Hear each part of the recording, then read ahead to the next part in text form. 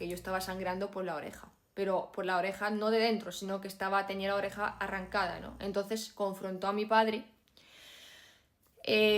Recuerdo simplemente el momento de confrontación. Es que realmente lo que recuerdo es como un segundo, literalmente, es un segundo. Él como cogiéndome de la oreja y arrancándomela. Tengo como una vaga imagen de él cuando lo hizo, ¿no?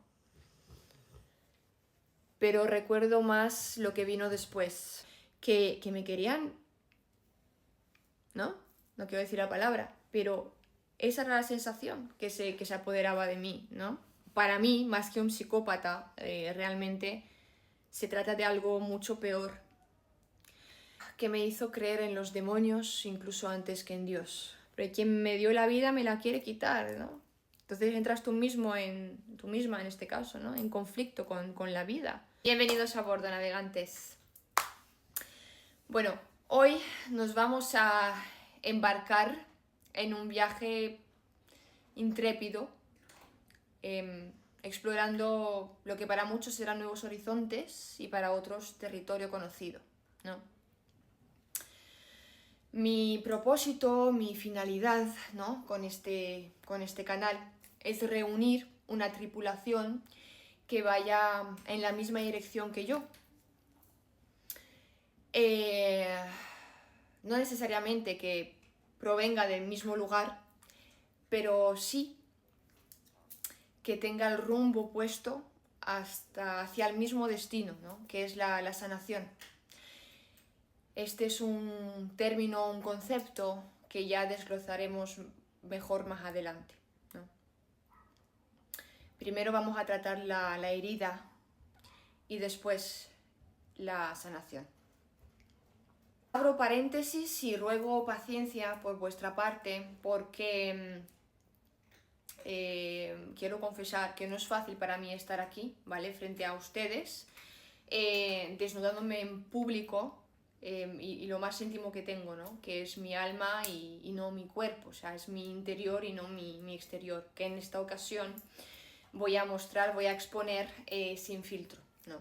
Entonces me voy a mostrar muy vulnerable, entonces nunca es fácil estar en esta posición, aunque es cierto que no es la primera vez que lo hago, porque ya conté mi historia en mi primer manuscrito, en mi primer libro, que ya pues publiqué hace bastantes años, e incluso en televisión en mi país, en Rumanía, aunque es cierto que ya había, digamos, expuesto de forma bastante ambigua algunas de mis experiencias de vida en redes sociales, pero no había profundizado demasiado, ¿no?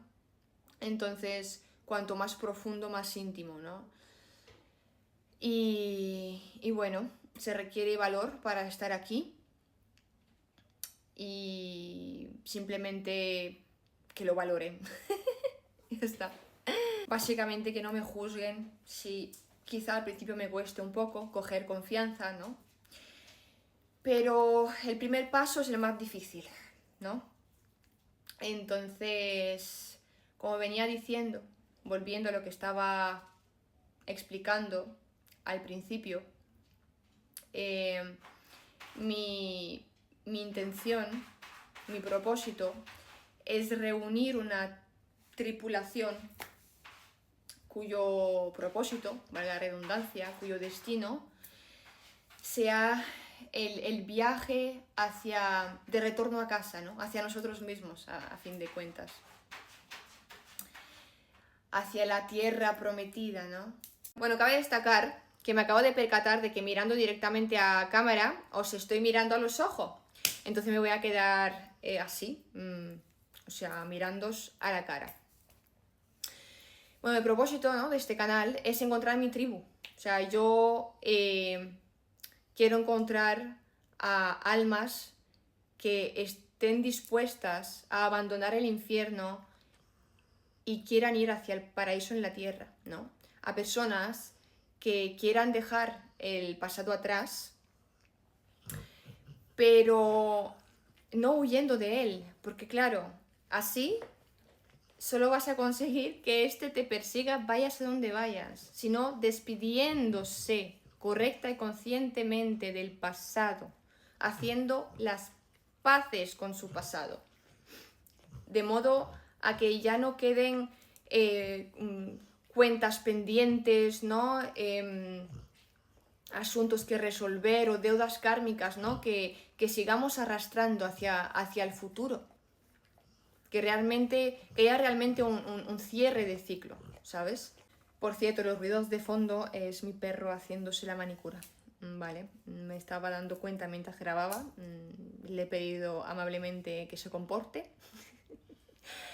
De momento está haciendo caso, vamos a ver cuánto dura, ¿vale? Porque tampoco me apetece encerrarlo en un cuarto para grabar el vídeo. Si lo tengo que hacer, pues lo hago, ¿no? Pero si lo puedo evitar y podemos estar todos juntos aquí, pues mejor, ¿no? Estar unidos que separados. Yo estoy buscando personas que resuenen conmigo, ¿vale?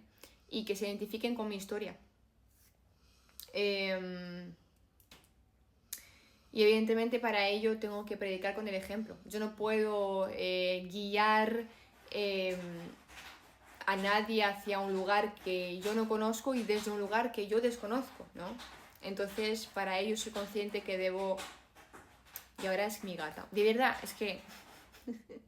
¿Estáis escuchando, no? Sois testigos. Un momento. Bueno, voy a proceder a compartir mi testimonio con ustedes en forma de serie, ¿vale? De YouTube. Y este es el primer episodio. Bueno, sí que es cierto que a lo largo de mi camino se me ha presentado la oportunidad varias veces, ¿no? De compartir mi historia, ¿no? Se me ha dado visibilidad y voz. Sin embargo, es apenas en este punto del camino que empiezo a tomar conciencia realmente de que la voz siempre fue mía. O sea, que nunca, que no necesito, ¿no? Que nadie me dé permiso para hablar, que no dependo de otros para contar mi historia, para expresar mi verdad. Bueno, dicho esto, procedo a empezar por el principio. Y en mi caso, mis memorias se remontan a muchísimos años atrás. De hecho, comienzan a una edad muy temprana, a la edad de 2 años aproximadamente, incluso un poco antes, pero bueno. Empezaré a relatar a partir de esa edad las memorias que todavía conservo desde esa edad.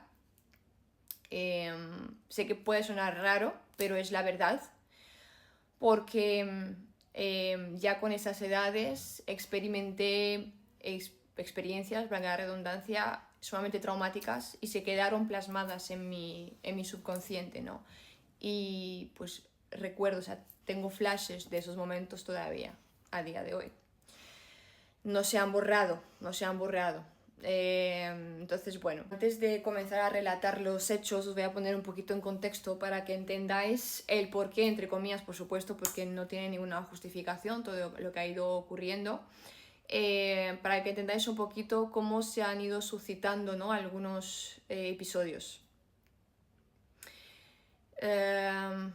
Primero voy a introducir brevemente a dos de los personajes principales de esta historia, aunque evidentemente no se trata de los protagonistas porque me di cuenta tarde, pero finalmente comprendí que yo siempre he sido yo la protagonista de mi historia, ¿no? Pues dos de los personajes principales son mis padres, ¿no? Ahí empieza todo. Mi padre, entre comillas, por supuesto, porque no lo siento así, es un hombre, aunque también le queda grande esa palabra, es una, iba a decir persona, tampoco, es un ser que, bueno, me atrevería a decir, bueno, es cierto que no soy médico como para realizar ese tipo de diagnósticos, sin embargo, por la experiencia en primera persona que tuve y por algunas... bueno, y también es cierto que él nunca ha querido, ¿no? Evaluarse o sea, de forma médica, ¿no? De modo a tratar sus más que posibles evidentes trastornos. Pero en alguna ocasión se personó de forma esporádica, es algo que he llegado a hablar con mi madre, en, si no me equivoco, consultas, ¿no? De psiquiatría a las que acudía mi madre, que también ella sí que está diagnosticada con esquizofrenia y con otras enfermedades, otros trastornos. Él, según evidentemente el perfil, ¿no? Tal y como lo describe tanto mi madre como yo, según lo que yo he vivido y lo que sí puedo asegurar, ¿no? Y alegar desde mi posición de víctima, no de médico evidentemente, sí que por el perfil así general tiene los rasgos de un psicópata. Entonces, para mí, más que un psicópata, realmente se trata de algo mucho peor. Cuando era pequeña lo percibía, siempre lo he percibido así, como la encarnación del diablo, como un demonio, ¿no? Y a mi madre la percibía como una mujer poseída por el demonio, porque acataba todo lo que él decía, ¿no? Todas sus órdenes, ¿no? Estaba como inducida por el mal, ¿no? Pero claro, si vamos al origen, mi padre, tal y como yo lo percibía, también estaba siendo poseído, ¿no? Por alguna entidad demoníaca. Pero también eso sería una forma, sobre todo en el caso de mi padre, ¿no? De eximirlo un poquito de culpa, ¿no? Bueno, no fue él, ¿no? Fue el demonio que lo poseyó.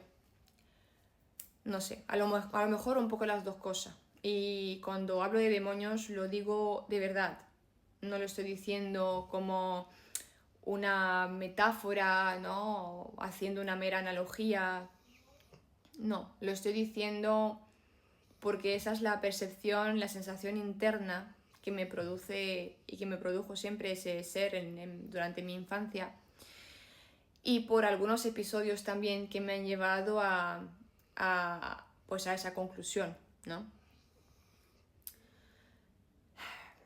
Bueno, entonces, ahora que estáis un poquito en contexto, voy a proceder a exponer algún episodio que sufrí durante mi infancia que me hizo creer en los demonios incluso antes que en Dios, ¿no? Bueno, se trata de, digamos, de alguna manera se podría considerar ese suceso como el principio de mi travesía, porque ahí empezó mi viaje. Tenía 2 años en aquel entonces y recuerdo que regresaba de la calle, de un paseo con mi padre. Hacía mucho frío en aquella época, recuerdo el frío. Y tengo como una vaga imagen de él cuando lo hizo, ¿no? Pero recuerdo más lo que vino después. Y tampoco es que lo recuerde perfectamente, pero tengo todavía algunos flashes, ¿no? Como momentos, instantes así. Imágenes que voy encajando, ¿no? Según también los relatos de familiares que me han contado esa anécdota, ¿no? Bueno, yo volvía, como decía, de un paseo con mi padre y bueno, volvimos a la casa de mis abuelos maternos, ¿no? De los padres de mi madre. ¿Por qué?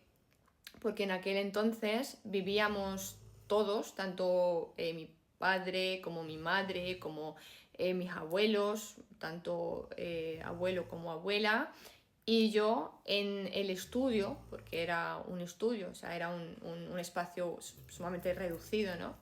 Ahí en Rumanía, vivimos todos juntos ahí, ¿no?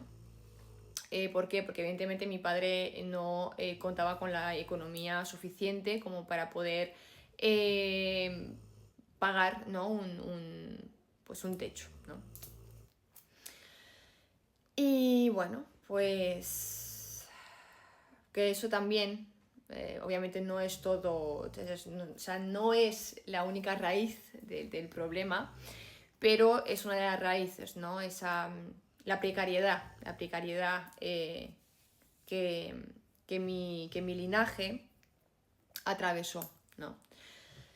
Entonces, bueno, pero ya indagaremos muchísimo más es que nos queda un largo camino por delante, realmente. Esto es el principio del principio. Bueno, pues regresé de aquel paseo con mi padre y recuerdo, es que realmente lo que recuerdo es como un segundo, literalmente, es un segundo. Él como cogiéndome de la oreja y arrancándomela. No toda la oreja, evidentemente, pero la parte inferior de la oreja, ¿no? O sea, me levantó la parte inferior de la oreja. Yo tenía 2 años de edad, ¿no? Evidentemente no había hecho nada. Entonces, bueno, regresar a casa de mis abuelos. Entramos por la puerta y yo recuerdo que estaba como con la cara como desencajada. No sé cómo es posible esto, pero es como si yo me viese de fuera, desde fuera hoy en día, ¿no? Lo estoy viendo como un poco desde fuera. Y claro, no hablaba y se acercaron a mí y vieron que ahí tenía como un poquito de sangre.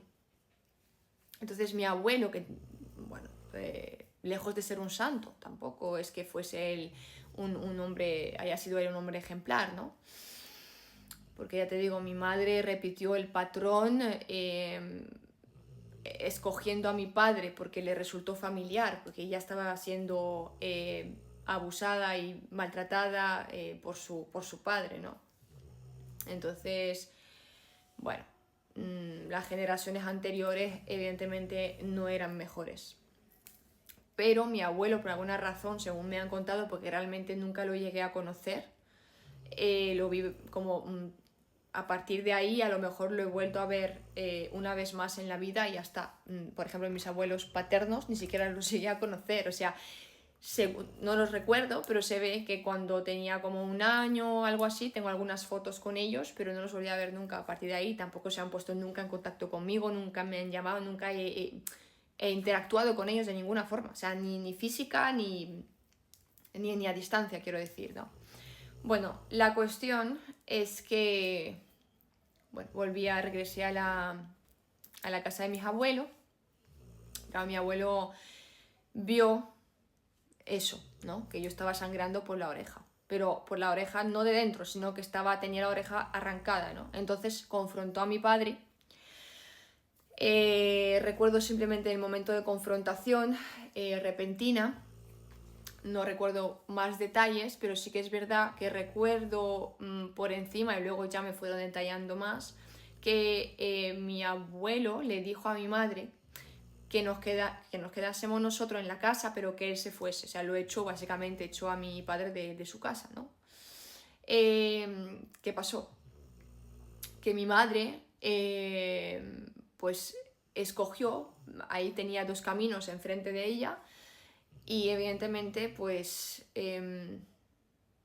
escogió, iba a decir el equivocado, pero ciertamente considero que ambos iban a ser equivocados para ella, dado que, como venía diciendo, su padre también la maltrataba. Es lo que creo que no terminé de decirlo antes, pero por lo que me han contado, mi abuelo tenía una debilidad para conmigo, pero yo no lo recuerdo porque evidentemente pues recuerdo este episodio y poco más, porque después ya perdimos completamente el contacto, ¿no? O sea, recuerdo esto porque me traumatizó, pero no recuerdo pues, episodios pues, del día a día, cotidianos, ¿no? Yo qué sé, pues eso, cosas de menor relevancia, ¿no? Entonces, bueno, entonces mi madre decidió que nos fuésemos con mi padre, ¿no? ¿Dónde? A la calle, claro. Porque en Rumanía ciertamente vivíamos con mis abuelos porque no teníamos alternativa, o sea, no teníamos dónde ir y no nos quedaban más opciones. Entonces, ¿qué pasó? Que el hermano de mi padre se encontraba viviendo ya establecido en Francia. Si no recuerdo mal, él estaba establecido en Marsella, pero no sé si llegó a estar establecido también en Toulouse, porque es donde nosotros nos fuimos de Rumanía directamente a Toulouse, porque sé que él nos ayudó. Él dijo que nos ayudaría, bueno, él le dijo a mi padre que nos ayudaría a estabilizarnos en Francia, ¿no? Entonces, pues emigramos, ¿no? a Francia a raíz de ese episodio. Fue como el detonante que, bueno, que hizo que emigráramos, porque ya no teníamos más opciones, más alternativas en Rumanía. Entonces, bueno, en Toulouse, por ejemplo, estuve solamente un año, ¿vale? De los 2 a los 3 años, si no me equivoco, ¿vale? Y en Toulouse sucedió otro episodio del cual me acuerdo, pese a tener también una muy corta edad, o sea, debía tener, si no, 2 años y medio, 3 como máximo, ¿no? Cuando eso ocurrió. Tuve que llevar a mi perro a su cuarto porque estaba roncando el muchacho. O sea, yo estaba contando aquí la historia y él, en vez de prestar atención, se estaba quedando dormido y encima roncando, ¿no? O sea, tremenda falta de respeto. No, pero claro, me estaba desconcentrando, la verdad. Entonces, nada, lo fui a encerrar, que siga ahí con su siesta. Bueno, su siesta, que ya es de noche prácticamente, pero bueno, pues sí, con razón está durmiendo el muchacho. Bueno, lo que estaba contando, que bueno, nos mudamos, ¿no? a Toulouse. Y en Toulouse ocurrió otro episodio. Este episodio yo llegué a pensar durante mucho tiempo, porque no lo verbalicé hasta mucho tiempo después, o sea, yo no lo conté a nadie. Y no fue hasta más tarde que por fin, yo se lo comentaba, porque era como un recuerdo, era como, sí, un recuerdo recurrente, era como yo pensaba que era un sueño, ¿no? Pero no entendía porque seguía recordando ese sueño, era como algo que me volvía constantemente a la mente. Y cuando, muchos años después, cuando cogí más confianza con mi madre, o sea, no sé, ya tenía 20 y tantos años, ¿no? Se lo comenté, ¿no? Pero no se lo comenté como un hecho, ¿no? Se lo mencioné primero como una visión recurrente que tenía, que yo atribuía a un posible sueño, pero tal y como yo se lo comenté a ella, como tal y como se lo expuse, ella me dijo que eso no podía tratarse de un sueño, porque eso que yo escuché y eso que vi existía. O sea, realmente yo tenía que haber estado en ese lugar realmente, ¿no? O sea, no era fantasía, sino que era realidad. Entonces, bueno, le conté, ¿no? lo que me hizo mi padre, ¿no? con esa edad. Y seguramente habrá hecho muchas más cosas que por alguna razón a esa edad que no recuerdo. Pero mira, estas y otras se quedaron grabadas en mi subconsciente, ¿no? La siguiente trata de un episodio un poco, bueno, más fuerte que el anterior, al menos para mí. O sea, para mí este episodio, ya te digo, esto me persiguió, el otro también, pero en menor medida. O sea, esto yo lo recordaba casi cada día y no es que me estaba volviendo loca, ¿no? Pero claro, tampoco tenía confianza como para hablarlo con mi madre y con mi padre, evidentemente, mucho menos, que ni siquiera hablaba con él, ¿no? Entonces se quedó ahí una duda o sea, como en mi mente, que necesitaba aclarar, ¿no? Y claro, cuando pude hablar con mi madre, ¿no? Pues recibí muchas respuestas, ¿no? Obviamente no todas las que quisiera o necesitara, pero alguna que otra como esta, que me permitió también soltar, y a raíz de ahí como que el recuerdo no se diluyó, pero dejó de persistir, ¿sabes? Como que lo solté, como que lo integré, no sé, porque ya no estaba la duda, ¿no? Era como que ya lo entendía, lo iluminé, ¿no?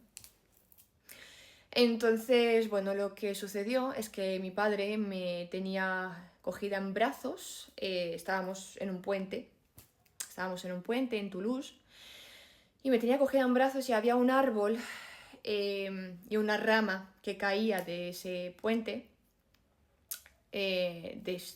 proveniente de este árbol, ¿no?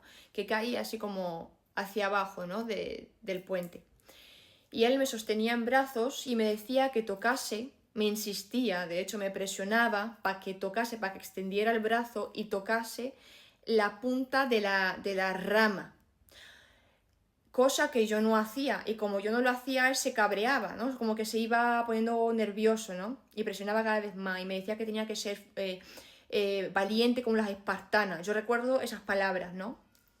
Y ahora no os sorprendáis cómo puedes recordar, sí puedo recordar incluso palabras, porque ya con esa edad dominas algún vocabulario, pero, para que entendáis que yo con 8 meses dibujé a la Virgen María, y digo dibujé porque no era un dibujo como, como los dibujos que hago hoy en día, pero con 8 meses de edad, ¿vale? Antes de hablar yo ya dibujaba, y antes de caminar yo ya dibujaba, ¿no? Dibujé a Santa María, pero que no me gusta llamar la Virgen.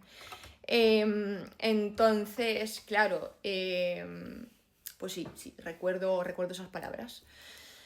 Entonces, bueno, yo recuerdo que yo como que no me atreví a extender el brazo porque, claro, él me estaba agarrando y sosteniendo como por encima del puente para que yo me precipite en el vacío. Entonces, claro, hasta más adelante yo no llegué a comprender qué es lo que pretendía, o sea, qué es lo que me estaba mostrando esa escena, ¿no? Antes incluso de saber si se trataba de un sueño o de un recuerdo, ¿no? Pero claro, la escena en sí me costó comprenderla durante mucho tiempo porque, claro, a mí lo que me sugería era que él quería que yo cayese, porque ¿a razón de qué él hubiese tenido la intención de que yo tocase la punta de esa rama para que sea valiente como una espartana? Pero, o sea, ¿a santo de qué? ¿No? Entonces, también es algo que me costó también, esa es otra, ¿no? Mucho tiempo asumir y aceptar que efectivamente mi padre, la persona que me dio la vida, trató de arrebatármela de forma accidental muchas veces. Entonces, eso es algo que cuesta mucho de aceptar y de asumir, ¿no? Y claro que yo lo percibía así, pero tampoco tenía como él diciéndome ni tirándome como tal, ni diciéndome que eso era lo que quería, que esa era su intención, o sea, no estaba clara, ¿no? Era algo que era como muy confuso, ¿no? Pero claro, esa era la sensación que yo tenía cada vez que recordaba, aún sin saber todavía, aún cuando no sabía todavía que era un recuerdo, ¿no? Esa era la sensación que yo tenía cada vez que recordaba ese episodio, ¿no? Que me querían, ¿no? No quiero decir la palabra, pero esa era la sensación que se apoderaba de mí, ¿no? Y el recuerdo se paró, pero sí que es verdad que recuerdo como, eso es una milésima de segundo, recuerdo un momento como que él hizo así, como si hubiese visto a alguien y ya como que, o sea, yo estaba como así, como un poco inclinada, ligeramente inclinada, como hacia la rama, para que yo tocase la maldita rama, ¿no? Y luego como que me cogió más hacia adentro y ahí se paró el recuerdo, ¿no? Bueno, y tengo muchos recuerdos como eso y quiero compartir con ustedes muchos episodios como estos en mi vida. Y obviamente no va a dar tiempo compartirlo todo en ese primer capítulo, ¿no? Por eso mismo he decidido hacer una serie. Y bueno, ir contando hasta donde también sienta que puedo contar, porque es que ni siquiera me propongo, mira, en este capítulo, en este episodio, vas a contar hasta aquí, ¿no? Porque a lo mejor el cuerpo me dice, basta, hasta aquí, ¿no? Porque no, a lo mejor no me hace bien, ¿no? Adentrarme tanto, ¿no? Porque claro, de alguna forma es revivirlo, aunque evidentemente yo ya no soy esa persona, eso ya no existe. O sea, yo no soy esa niña, quiero decir, soy la misma persona, pero bueno, también soy una persona muy diferente, cabe destacar, claro, a raíz de todo lo que viví, pues no he parado de transformarme, o sea, tras cada experiencia yo me transformaba más y más. Y de hecho esto podría ser la parte positiva, ¿no? De todas esas experiencias, la evolución, ¿no? Que activó en mí, ¿no? Una evolución de hecho sin freno, ¿no? Y es lo que me llevó también a la siguiente conclusión, ¿no? Que después de la pesadilla llega el despertar, que es una de las tantas frases de mis libros. Entonces, bueno, cuando pasas por este tipo de cosas, no te queda de otra que encontrarle un lado positivo, porque cuando vives cuando sobrevives sometido, porque ni siquiera vives, ¿no? A tanta injusticia, buscas eh, justicia en la injusticia, ¿sabes? Eh, entonces, pues de esta forma también vas rescatando, ¿no? Alguna cosa positiva. Y aunque no sea la experiencia como tal, pero sí el aprendizaje, aunque que la experiencia ¿no? te proporcionó. Aunque todo parta, ¿no? Desde una necesidad de supervivencia, ¿no? Para poder soportar la realidad. O sea, pero piensa que yo ni siquiera, yo no solamente no viví con amor, o sea, yo no amé, yo no los amaba, no amaba a ninguno de los dos. Y obviamente no me sentía amada por ninguno de los dos, de hecho no fui amada, por lo menos por mi padre no fui amada, por mi madre no lo sé. Y si lo fui, obviamente no lo fui de la forma correcta, ¿no? Entonces, no solamente que crecí sin amor, sino que con miedo. O sea, sustituimos el amor por el miedo, evidentemente. Si no hay luz, hay oscuridad, ¿no? Y la oscuridad es solamente falta de luz, ¿no? A fin de cuentas. Entonces, llegar al mundo y que lo primero que conozcas, ¿no? Es ya la oscuridad por medio de... y la maldad, ¿no? La crueldad por medio de tus propios padres, sobre todo por medio de mi padre, es muy difícil porque el mundo ya es difícil, valga la redundancia, de por sí. Entonces, si ni siquiera tienes un refugio, ¿no? Un lugar al que volver para refugiarte, te sientes completamente desprotegido. Porque quienes tendrían que protegerte están haciendo completamente lo contrario, lo opuesto y a conciencia, te están dañando, ¿no? Entonces ahí ya empiezas a disociar. Bueno, se produce mucha disociación, ¿no? Pero quien me dio la vida me la quiere quitar, ¿no? Entonces entras tú misma en este caso, ¿no? En conflicto con la vida. Pero bueno, creo que he hablado suficiente por hoy, he contado suficiente por hoy. Es